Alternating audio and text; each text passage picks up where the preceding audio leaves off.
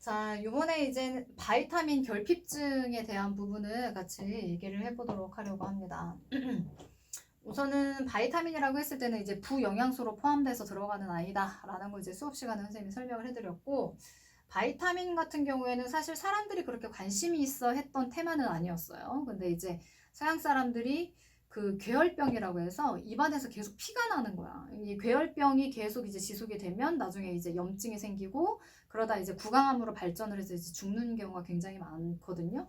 선생님이 알기로는 그 프로이트라고 하는 그 꿈의 해석을 쓴 프로이트라고 되게 천재적인 심리학자 있어. 그 사람이 구강암으로 사망한 걸로 선생님이 알고 있는데, 그분도 한 단편 한 예가 되겠죠, 그렇죠? 그래서 근데 이제 서양 사람들이 동양 사람들을 봤을 때 동양 사람들은 입에서 이제 피가 나서 괴혈병으로 죽는 케이스가 없는 거지. 그래서 왜 동양 사람들은 왜 입에서 피가 나지 않을까? 저 사람들의 식단은 도대체 무슨 비밀이 숨겨져 있는 걸까? 그래서 동양 사람들의 식단에 대해서 이제 연구를 하다가 이 비타민에 대해서 이제 연구 성과들이 이제 하나둘씩 나오기 시작을 한 거예요. 그래서 원래 서양 사람들은 칼질을 하잖아, 얘들아. 그치? 그래서 고기만 먹는다고. 근데 동양 사람들 같은 경우에는 채소 위주의 이제 식단을 보통 이제 먹기 때문에 이렇게 비타민이 모자라서 결핍증으로 인해서 고생하다가 이제 죽는 케이스가 서양 사람들에 비해서는 적더라. 그래서 식단에 대해서 연구가 이루어지게 됐고, 거기에서 나온 연구 결과물이 비타민이다 라고 여러분들 알아두시면 되겠어요. 네, 그러니까 먹는 게 되게 중요해, 얘들아. 그리고 이 비타민이라고 하는 아이는 채소나 과일 안에 많이 들어있는 성분이기 때문에 여러분들 탄수화물만 많이 드시지 마시고 채소와 과일을 많이 드세요. 목소리가 갈라지고 있어요. 우선은 이제 바이타민 결핍증, 우선 수용성하고 지용성을 우리가 나눌 수가 있는데, 수용성이라는 거는 말 그대로 이 숫자가 물 숫자거든요. 물하고 친한 비타민이에요. 그 다음에 지용성은 지방, 기름하고 친한 비타민. 그래서 수용성으로 들어가는 비타민이 수, B, C 이렇게 외우면 좀 편하거든요. 수, B, C. 비타민 B군, 그 다음에 이제 C 이렇게 들어가고요. 그 다음에 이제 지용성 같은 경우는 지아덱 이렇게 외우면 편해요. 지아덱. 오케이, 비타민 A, D, E, K. 오케이. 자, 비타민 같은 경우에는 체내 몸을 구성하는 아이는 아니지만 우리가 쪽 덜 먹게 되면 결핍증이 생겨요. 이 결핍증이 내 몸을 굉장히 힘들어지게 만들죠, 그렇죠? 그래서 여기 지금 보면은 B1으로 들어가는 이 비타민 같은 경우에 결핍이 됐다. 그러면 결핍증으로 나타나는 현상이 이제 각기병이에요. 각기병은 몸이 심하게 부어요. 그래서 우리가 이제 손으로 누르면 나오지 않죠. 이게 원래 탄력이 있어야 되니까, 우리 살에 탄력 있잖아. 누르면 이렇게 나오잖아. 그치? 근데 누르면 안 나오는 거야.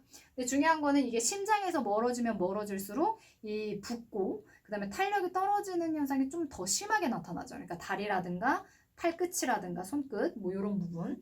그래서 여기 지금 보면은 다리가 붓고 마비가 온다라고 지금 나와 있죠? 그게 바로 각기병이에요. 예전에 각기병에 대해서 설명을 하는데 중학생이었어, 걔네도. 그래서 이게 누르면 안 나오는 병이 각기병이야. 이렇게 눌렀을 때 나와야 되잖아? 근데 이렇게 안 나와. 이렇게 설명을 했더니 어떤 남학생이 선생님 저 그 병 걸렸으면 좋겠어요. 이렇게 얘기를 하는 거야. 그래서 병인데 왜 이걸 걸리고 싶니? 이렇게 했더니 이렇게 잘 만져서 장동건을 만들겠대. 그래서 내가 엄청 웃었던 거 기억이 나는데, 이렇게 아무리 예쁘게 만진다고 해도 장동건 얼굴 안 나와요. 권상우 뭐 근데 BTS 안 나와요. 그러니까 보통 얼굴 쪽이라고 하기보다는 다리 쪽, 발 있는 쪽. 왜냐면 이제 중력 때문에 피가 이렇게 다 아래쪽으로 쏠리는 거예요. 이렇게 붓기도 하고. 그래서 다리가 붓고 마비가 오는 증상, 각기병이죠. 근데 그 제자 때문에 엄청 웃었던 기억이 나는데, 그럼 각기병을 예방하기 위해서는 우리가 어떤 식품을 먹어야 되냐? 이제 현미라든가 콩 이런 것들 많이 드시면 돼요. 쌤 요즘에 현미밥 먹어요. 콩도 좋아하는데 현미도 뭐 괜찮더라고요. 그 다음에 이제 B2로 들어가는 부분은 피부병하고 관련이 있어요. 그러니까 제대로 섭취를 하지 않으면 피부에 뭔가 트러블이 생기죠. 피부에 염증이 생긴다든가. 노랗게 계속 뭐가 올라온다? 그러면 내가 비타민 B2를 제대로 먹지 않고 있구나. 이렇게 여러분들 기억하시면 되겠고요. 뭐 효모라든가 간 이런 데 안에 많이 들어가 있고요. 그 다음에 이제 수용성으로 들어가는 비타민 C군 같은 경우에는 서양 사람들이 여기에서 출발을 해서 비타민 연구가 이루어졌거든요. 그래서 C가 결핍이 되면 괴혈병이 생겨요. 괴혈병. 입에서 피가 나는 거예요. 그래서 잇몸에서 피가 계속해서 나오죠. 이게 지혈이 잘 안 됩니다. 염증이 계속해서 지속이 되면 나중에 이제 구강암으로 발전을 하겠죠. 그래서 괴혈병을 예방하기 위해서는 과일이라든가 채소를 많이 섭취를 해야 된다라는 거. 그 다음에 이제 지용성으로 내려올게요. 지용성 같은 경우에는 4개가 들어가죠. 수용성은 우리가 많이 섭취를 하잖아요. 그러면 이렇게 많이도 필요 없어. 비타민은 그 적정량 소량만 있으면 되는데 그 소량마저도 섭취를 안 하면 이제 결핍증에 걸리는 건데, 많이 섭취를 하게 되면 물하고 친한 아이들이기 때문에 수용성 B, C는 얘네들은 혈액에 섞여져서 오줌을 통해서 나올 수 있어요. 근데 이제 지용성 같은 경우에는 너무 과다하게 먹는 건 그렇게 몸에 좋진 않다. 그쵸? 근데 우리가 워낙에 너무 안 먹기 때문에 뭐 많이 먹는 거 너무 걱정하지 말고 먹으라고 얘기를 하죠, 의사들이.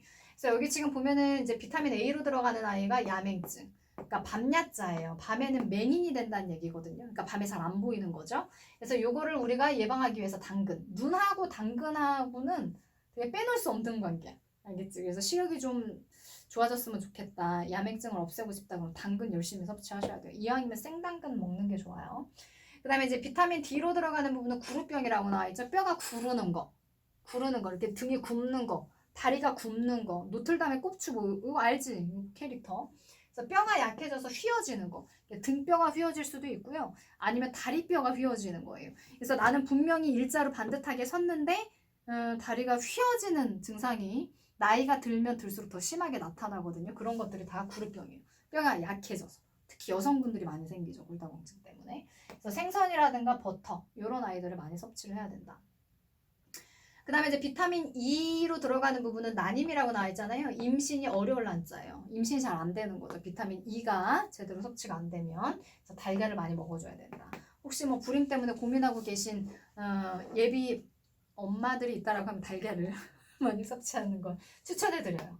자, 그 다음에 이제 지용성 비타민 K로 들어가는 부분은 혈우병이라고 지금 나와 있잖아요. 이 혈자가 피혈자예요. 그러니까 피가 멈추지 않아요. 한번 상처가 나면. 그래서 피가 잘 멈추지 않는 병을 우리가 혈우병이라고 얘기하고, 이걸 예방하기 위해서 양배추라든가 시금치 섭취를 많이 해야 된다.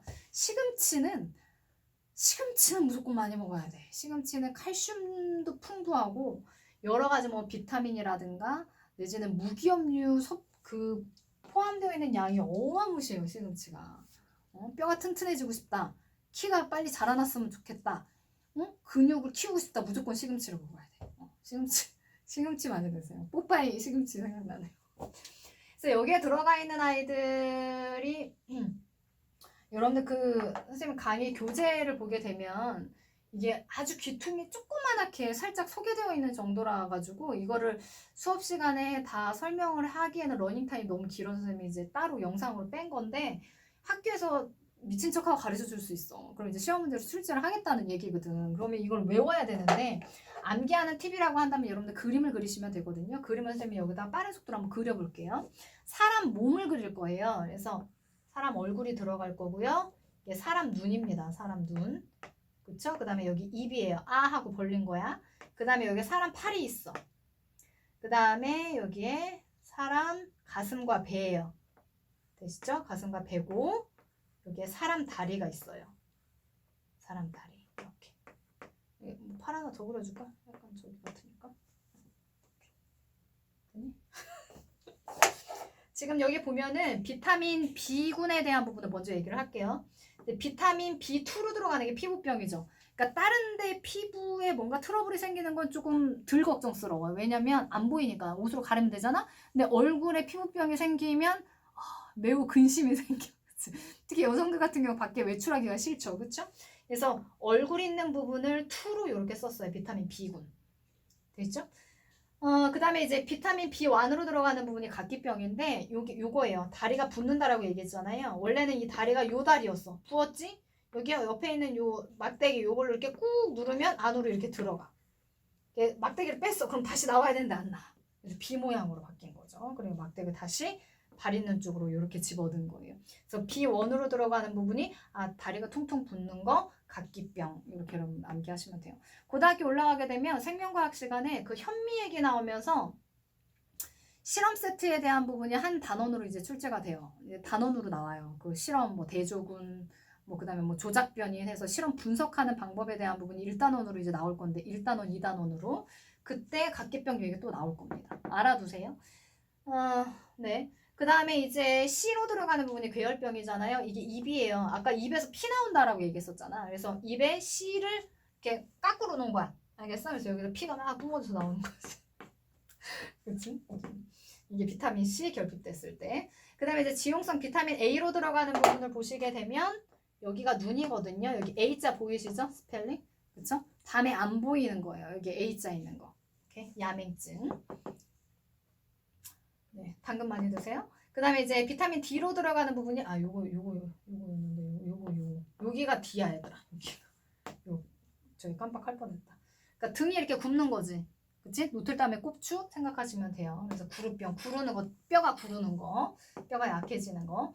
그 다음에 이제 난임, 엄마 가슴, 배 이렇게 암기하시면 되거든요. 엄마 가슴, 배. 이거는 임신을 한 상태야. 근데 임신이 잘 안 된다라는 거죠. 그치? 이제 난임, 비타민 E가 결핍됐을 때. 그 다음에 이거는 팔이거든요. 여기로 꼬챙이로 내가 쑤셨어. 그럼 피가 막 뿜어져서 나와. 멈춰야 되거든. 요게 피가 뿜어져서 나오는 거예요. 이게. 근데 이게 멈춰야 되는데 안 멈추는 거지. 비타민 K가 결핍됐을 때는 혈우병이 나타나게 된다. 이렇게 여러분들 암기를 하시면 됩니다.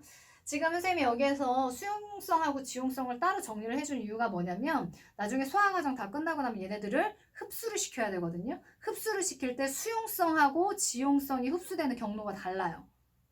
그래서 선생님이 그 강의에서도 탄수화물하고 단백질은 수용성이고 그 다음에 이제 지방 같은 경우는 지용성이다 라고 얘기를 해준 이유가 뭐냐면 탄수화물 그 다음에 단백질 얘네들 소화가 다 끝나고 나면 이제 저분자 물질로 바뀌잖아요. 얘네들이 소화되는 경로에 대한 부분이 이제 시험 문제 나올 건데 학교에서 여기에 들어가는 이 비타민 결핍증하고 비타민 종류에 대한 부분을 설명을 좀 자세히 줬다. 그럼 얘네들도 같이 출제될 거예요.